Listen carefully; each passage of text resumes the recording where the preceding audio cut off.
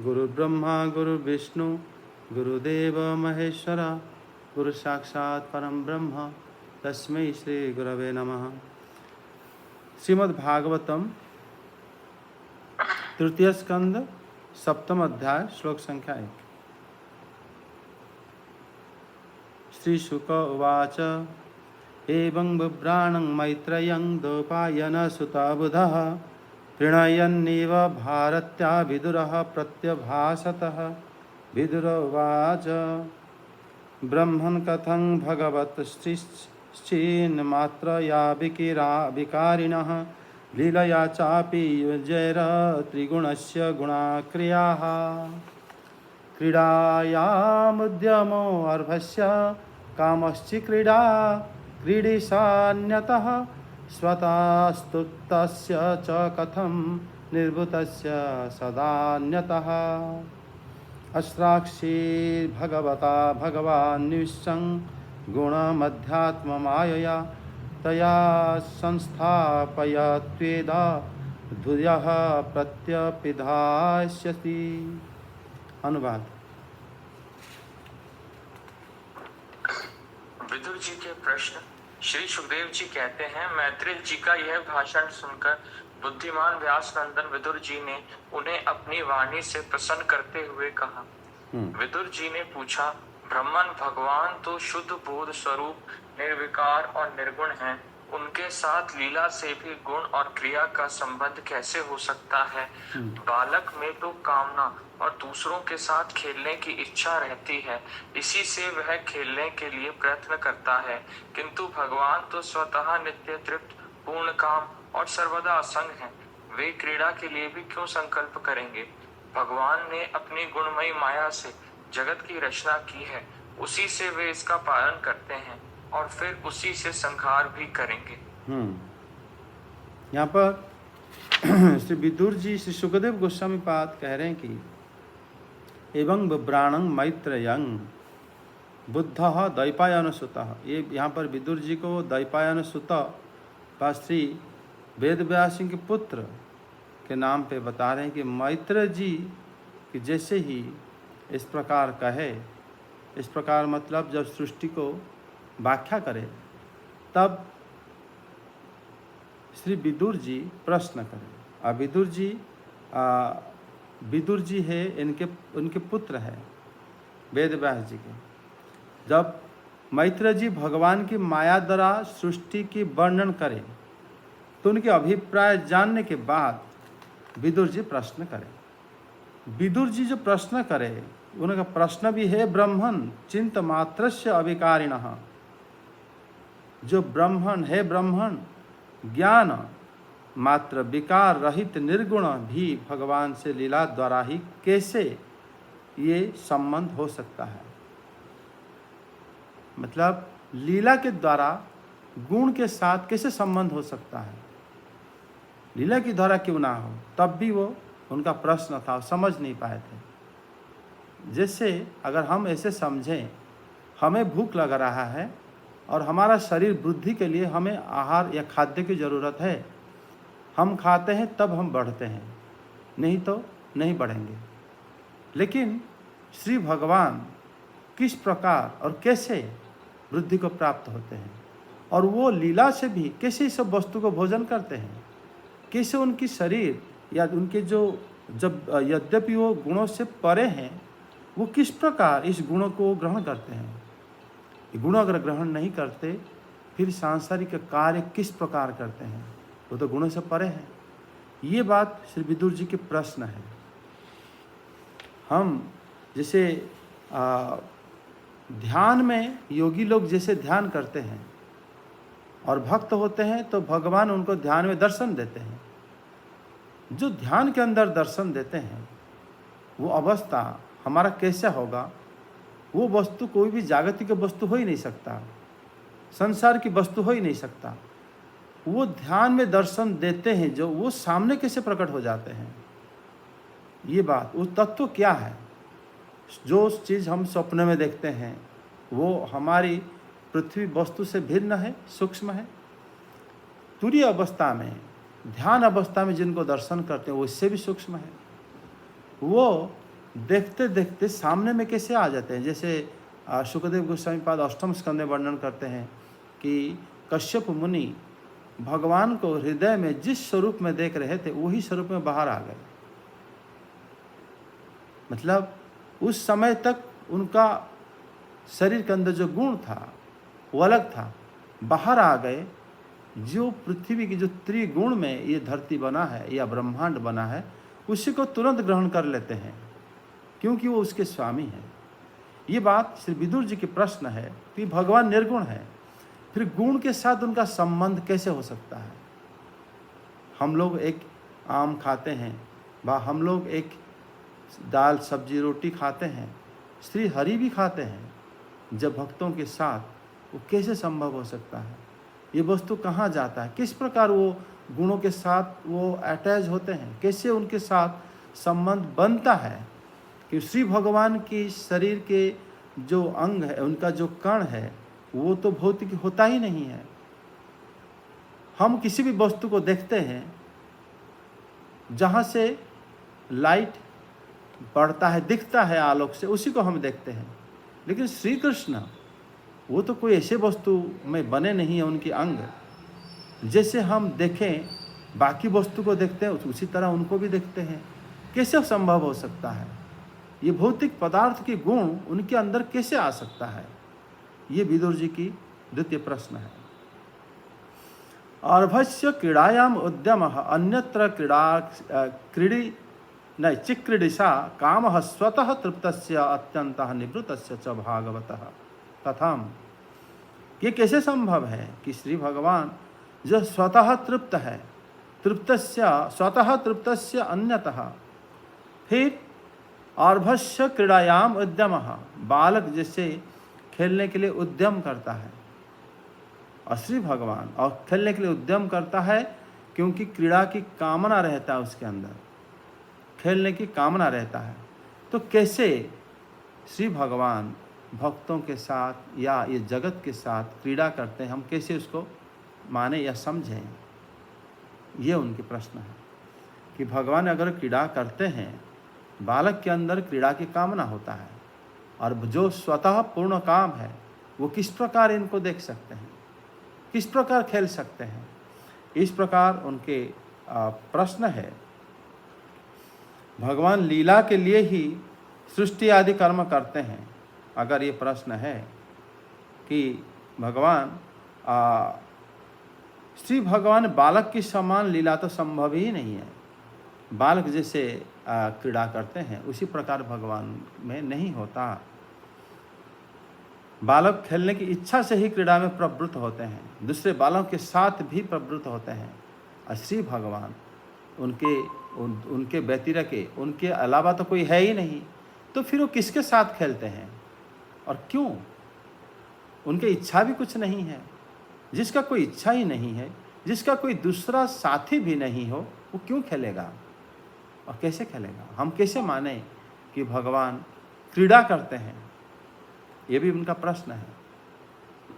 चौथा प्रश्न है कि श्री भगवान अपनी त्रिगुणात्मिका माया के द्वारा विश्व की रचना करते हैं। माया शक्ति से रचना करते हैं, उसकी रक्षा करते हैं और उसको पुनः संहार करते हैं। मतलब जैसे पिछले अध्याय में श्री मैत्रेय जी वर्णन करे हैं ना, स्मरण अविश्व सृजामिषः, माने भगवान जो है सृष्टि को करे हैं और सृष्टि का करते समय महत्त्व आदि, मतलब श्री भगवान को भी स्मरण करे, प्रार्थना भी करे थे। ये सब सृष्टि किया गया था जीवों की भोग के लिए, जीव सृष्टि होके भोग करें, इस प्रकार था। और ये 3 गुण से सृष्टि होता है और श्री भगवान उनको पालन भी करते हैं और श्री भगवान इसको असंहार भी करते हैं। ये सब भगवान करते हैं माया द्वारा। पिछले अध्याय में ये बताया जा चुका है। लेकिन इसमें श्री भगवान की माया बड़े बड़े मायावियों को भी मोहित करता है। उसी माया के द्वारा वे विश्व की रक्षा करते हैं, प्रलय काल में उसी को संहार भी करते हैं। इस प्रकार जो कार्य करते हैं श्री भगवान त्रिगुणात्मिका माया के द्वारा, और उसी गुण को अपनाते भी हैं। जैसे विदुर जी के प्रश्न है, भगवान उसी को अपनाते हैं, उसी को ग्रहण करते हैं, फिर उसी से ही ये लीला भी करते हैं। तो ये कैसे संभव, ये कैसे हो सकता है? जो जिसके स्वामी हैं उसी को ग्रहण करते हैं। ये धरती में या जब ये प्रपंच में भगवान लीला करते हैं, बाकी जगत के लोग उनको देख पाते हैं, उनके साथ रहते हैं, सब लीला करते हैं, जबकि ये त्रिगुणात्मिका माया के स्वामी हैं, प्रभु हैं। फिर वो बताते हैं कि ये विश्व की सृष्टि तो करते हैं, फिर उसको पालन करते हैं, मतलब वृद्धि कराते हैं, फिर उसको संहार भी करते हैं।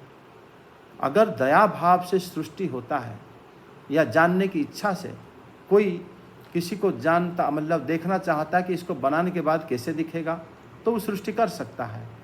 उसको दया भाव आएगा तो उसको पालन कर सकता है। लेकिन ये कैसे संभव है वो निर्दयता के साथ उसको ध्वंस भी कर दे? ये बात भी बड़ा आश्चर्य है। जो जिसको जन्म देता है, पालता है, बड़ा करता है, फिर उसी को मार कैसे सकता है? ये उनके प्रश्न है। दूसरा, मतलब हम अपनी गुणों के हिसाब से भगवान को समझने के प्रयास कर रहे हैं, ये बड़े विडंबना है। तब ये बताते हैं कि असौ आत्मा देशतः कालतः अवस्थातः स्वतः अन्यतः। वो बता रहे हैं कि जो जीव असौ आत्मा, ये मतलब उसके ज्ञान का, मतलब आत्मा हो गया ब्रह्म स्वरूप, उनके ज्ञान का किसी देश काल अवस्था, किसी अपने आप या दूसरों के कारण में लोप नहीं हो सकता। उसी स्थिति में अविद्या के साथ उसका संबंध कैसे हुआ? ये प्रश्न जीव के ऊपर है, जीव तत्व है ये। मतलब जीव अविद्या के आश्रय बनाया गया है। जीव अविद्या के आश्रय इसलिए नहीं ले सकता क्योंकि वह ब्रह्म स्वरूप है। फिर ये जीव ज्ञान उसका तो लोप नहीं हो सकता, लेकिन फिर वो देश काल आदि के कारण जो श्री भगवान है उन्हीं के अंश होते हुए ये जीव अविद्या से संबंध उसका कैसे हुआ, कब से हुआ, क्यों हुआ? ये सब अजीब तो कभी भी मरता नहीं है, नष्ट भी नहीं होता, ये कैसे हो सकता है? मतलब वो बताते हैं कि आत्मा सर्वव्यापक है, उसका ज्ञान कभी लोप नहीं हो सकता। जैसे विद्युत तुरंत आकाश में दिखता भी है और लुप्त भी हो जाता है, लेकिन आत्मा जो है कभी लुप्त नहीं होता, वो नित्य विराजमान करता है। इस स्वरूप में जैसे हम स्वप्न में बात अवश्य असत्य होता है, लेकिन उसका ज्ञान असत्य नहीं होता। स्वप्न में जो वस्तु हम देखते हैं, सुनते हैं, समझते हैं, वो असत्य नहीं है, लेकिन स्वप्न की वस्तु असत्य हो सकता है। उसी प्रकार ये जगत मिथ्या नहीं हो सकता, लेकिन ये जगत के साथ संबंध तो मिथ्या है ही। ये कैसे है, किस प्रकार है? मतलब ऐसा जो भेद है ये जानना ही उनका प्रश्न था कि इसमें उनका कि जीव किस प्रकार ये जगत में, जीव तो नित्य मुक्त, हाँ नित्य मुक्त बुद्ध आत्मा, वो किस प्रकार वो इस जगत के साथ संबंध सृष्टि हुआ, कैसे हुआ, ये उनका प्रश्न है। और छठा प्रश्न ये है कि स एक एव भगवान सर्वक्षेत्रेषु अवस्थितः। ब्रह्मा व श्री भगवान एक सर्व क्षेत्रेषु सबके साक्षी रूप में विद्यमान है और अमुष्यः दुर्भाग्यत्वं कर्म भी क्लेशवाकृतः। लेकिन उनका ज्ञान का भ्रंश, कर्म के कारण क्लेश को जीव जो प्राप्त होता है, जीव को कैसे संभव है? नित्य मुक्त बुद्ध शुद्ध आत्मा जो कि श्री भगवान के अंश होते हुए किस प्रकार इस शरीर में जो वास करता है और शरीर इसके साथ संबंध भी रखता है और क्लेश को भी प्राप्त होता है, और ऐसा दुर्गति उसको कैसे मिल सकता है? ये विदुर जी के प्रश्न है। यदि वो आत्मा कभी विनाश नहीं हो सकता, लेकिन वो दुख में, बड़ा क्लेश में रहता है, ये भी देखा जाता है कि कैसे और कैसे होता है। ये बात मतलब आगे बताते हैं श्लोक 7 में। एतस्मिन् मनोविद्वन् खिद्यते अज्ञान संकटे तन्नः पुराणुदा विभो कस्मलं मानसं स्महत् स इत्थं चोदितः क्षत्रा तत्त्वविज्ञासुना मुनिः प्रत्यह भगवच्चित्तः स्मयन्नेव गता स्मयः। अनुवाद।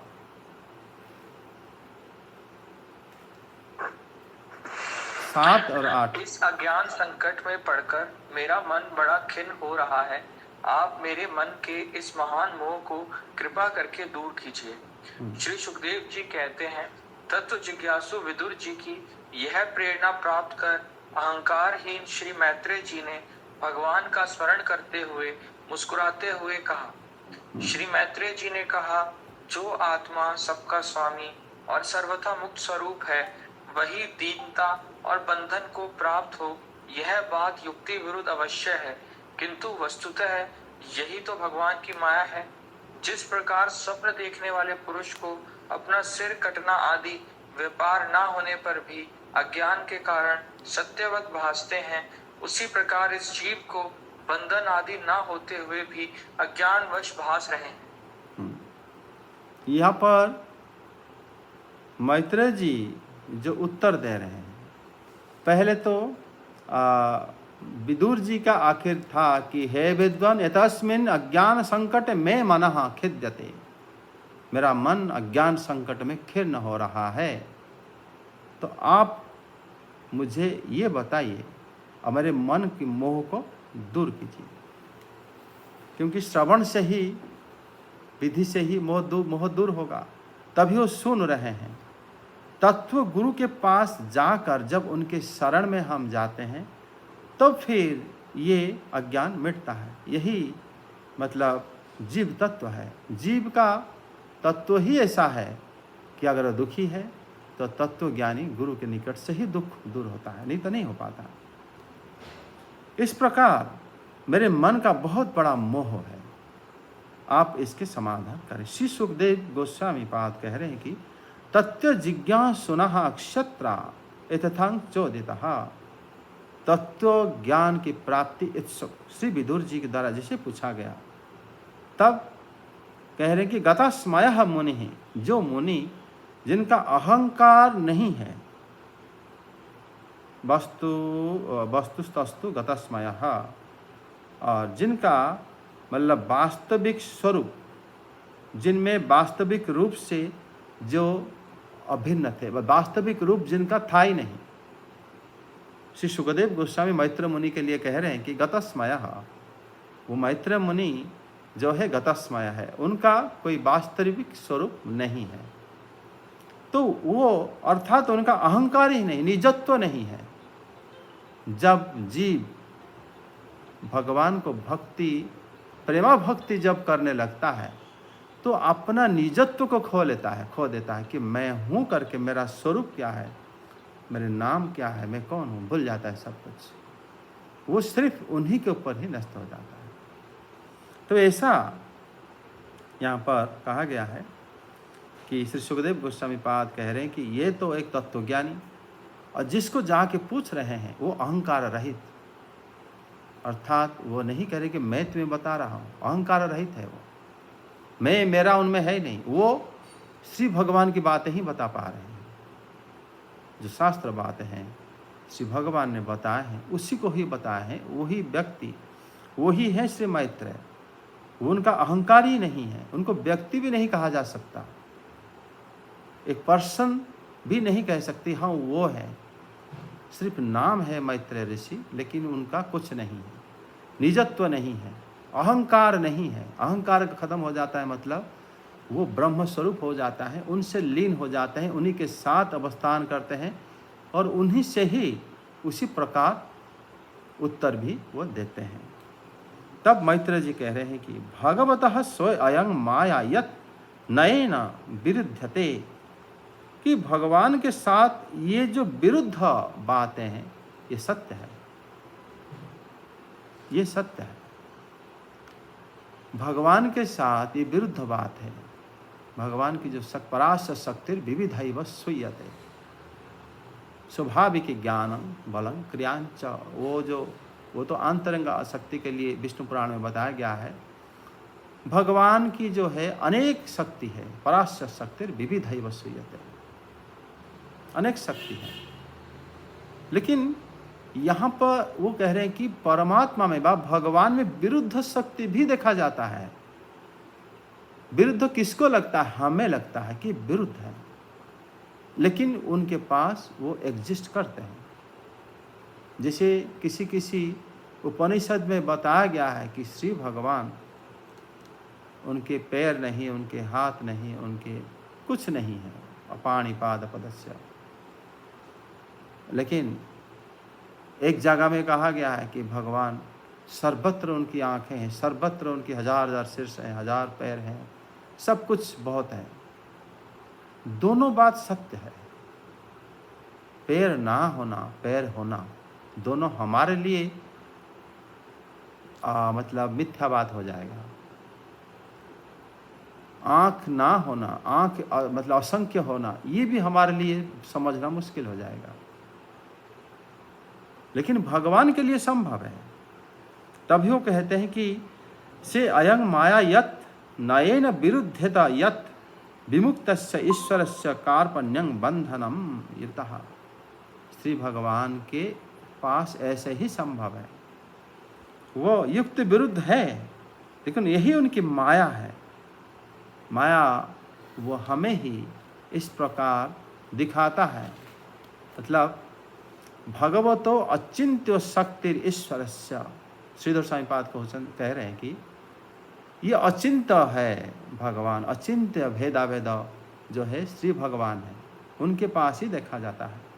भगवतो अचिंत्य शक्ति ईश्वरस्य से अयं माया नयन तर्केण विरुद्ध इति। तर्क विरुद्ध हमारे लिए है, हमारे लिए युक्ति हम कर नहीं सकते, उसी बारे में कोई संज्ञा न्याय निकाल नहीं सकते। अगर कोई कहे कि अग्नि और जल दोनों एक जगह रह सकते हैं, ये हम तर्क में नहीं समझ सकते। अगर कोई कहेंगे सर्वेंद्रिय गुणाभास सर्वेंद्रिय विवर्जिता, ये भी हमारे लिए तर्कातीत है। जिसके पास सारे इंद्रियां हैं, फिर वो सारे इंद्रियां विवर्जित कैसे हो सकता है कि कोई इंद्रियां उनके पास नहीं है? ये बात ही इस मतलब श्री मैत्रेय जो उत्तर दे रहे हैं, जो कि स्वयं ब्रह्म स्वरूप हैं, वो कह रहे हैं कि मतलब श्रीधर स्वामी पाद भी कह रहे हैं कि भगवान अचिंत्य शक्ति संपन्न होने से, हमारी चिंता शक्ति से बाहर होने से उनके पास ऐसे संभव है। ये बात श्री मैत्रेय कह रहे हैं कि मुक्त भी जीव माया बंधन में पड़कर दीनता की अनुभव कर सकता है, यही तो सत्य है। उसका उदाहरण भी दे रहे हैं कि विमुक्त शैव पुंसो अविद्या बंधनम कार्पण्य चेति, कि तुम जीव, प्रत्येक जीव मुक्त है, ये बात सत्य है। पुराण उपनिषद श्री भगवान भी भगवत गीता में बोले हैं कि जीव जो है मुक्त है, कोई संदेह नहीं इसमें। लेकिन जीव दुखी है, इसमें भी कोई संदेह नहीं है। जो मुक्त है वो दुखी कैसा? जो मुक्त है बंधन कैसा? जो आनंदमय है वो इतने निरानंद में, बड़े मतलब परेशान में क्यों क्लिष्ट होकर रह रहा है? अगर जीव के लिए सत्य है, श्री भगवान में ऐसे विरुद्ध गुण देखा जाना भी सत्य है। ये माया है उनकी। फिर से मैत्रेय जी आगे कह रहे हैं, यत अर्थेन बिना उपदृष्टम पुंसः स्वशिरः छेदनाधिकः। स्वशिरः, अपना मस्तक कटा हुआ वो खुद देख लेता है। ये माया नहीं तो क्या है? खुद का मस्तक कट गया, फिर देखोगे कैसे? आँखें तो चला गया, तुम्हारा शरीर से मस्तक का विच्छेद हो गया, फिर तुम आँखों के माध्यम से कोई वस्तु देखना, फिर उसको समझना कि हाँ मैंने देखा। ये कैसे संभव है? तुम्हारा मस्तक कटने की बात तुमने देख लिया, लेकिन ये स्वप्न में हम देखते हैं। अगर ये संभव है, क्षीर क्रीड़ा छेदादि क्रिया ये मतलब संभव है, स्वप्न में देखते हैं, उसी तरह बंधन आदि के जीव असंभव होने पर भी अज्ञानवश बंधन में है। वो जीव अज्ञानवश बंधन में है, ज्ञान में बंधन में है नहीं। वो भ्रम है, उसको गलती से उसको एक भ्रम में ही बंधन में पड़ा है जीव। वास्तव में स्वरूपतः वो अज्ञान मतलब ज्ञानमय है, स्वरूपतः वो आनंदमय है, स्वरूपतः मुक्तमय है, स्वरूपतः बुद्धमय है, स्वरूपतः वो मुक्तमय है, और स्वरूपतः वो नित्य है। वो कभी भी मृत्यु नहीं होता, अनित्य है, नहीं है, वो नित्य है, वो शुद्ध है, बुद्ध है, मुक्त है, आनंदमय है। वो जीव ऐसा संभव इसलिए है, स्वप्न है, वो स्वप्न है, माया है, भ्रम है, अज्ञान है, अविद्या है। इसी को जानने के प्रयास करने के लिए श्री मैत्रेय जी कह रहे हैं। जिस तरह जल में होने वाला कंपन आदि गुण, 11 श्लोक में कह दिया, यथा जले कंपादि यत्कृतः गुणः चंद्रमसः प्रतीयते तथा द्रष्टु हो। जैसे हम देखते समय लगता है कि चंद्रमा हिल रहा है, लेकिन चंद्रमा हिलता नहीं है, लेकिन हमें दिखता है क्योंकि पानी हिल रहा है। उसी प्रकार जो हमें दिखता है वही माया है। वास्तव में किसी का मृत्यु नहीं होता, किसी कोई बंधन में नहीं पड़ता, लेकिन अज्ञान से, अविद्या से वो माया जैसे हमें अनुभव होता है, प्रतीत होता है, दिखता है। तथापि फिर भी बता रहे हैं कि प्रतीयते तथा द्रष्टु आत्मनः असन अपि अनात्मनः गुणः दृश्यते। आत्मा मतलब शरीर के धर्म से मुक्त होने पर भी वो अज्ञानवश ऐसा लगता है कि वो शरीर के अंदर वास कर रहा है। इसलिए यहाँ पर श्री मैत्रेय जी कहते हैं कि यदि वो आकाश में चंद्रमा बड़ा स्थिर रहता है, जल के अंदर हिलता हुआ हमें दिखता है, उसी प्रकार ये जीव मुक्त है, लेकिन हमें लगता है कि कष्ट में है। वास्तव में उसका कोई कष्ट नहीं, वो कष्ट आदि अज्ञानता है, एवं उसी के अज्ञानता के कारण ही जीव ऐसे दुख को हमें लगता है कि उसको दुख भोग कर रहा है। और उतना सत्य है जितना सपने के अंदर दुख रहता है, लेकिन वास्तव में आप जाग जाओ, उसी समय ही आपका दुख दूर हो जाएगा।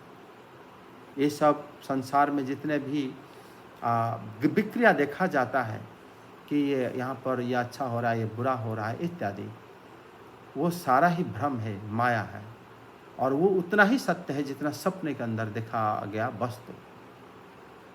आज हम इतना रखते हैं, फिर 12 श्लोक से आगे। जय जगन्नाथ। हरे कृष्ण। हरे कृष्ण।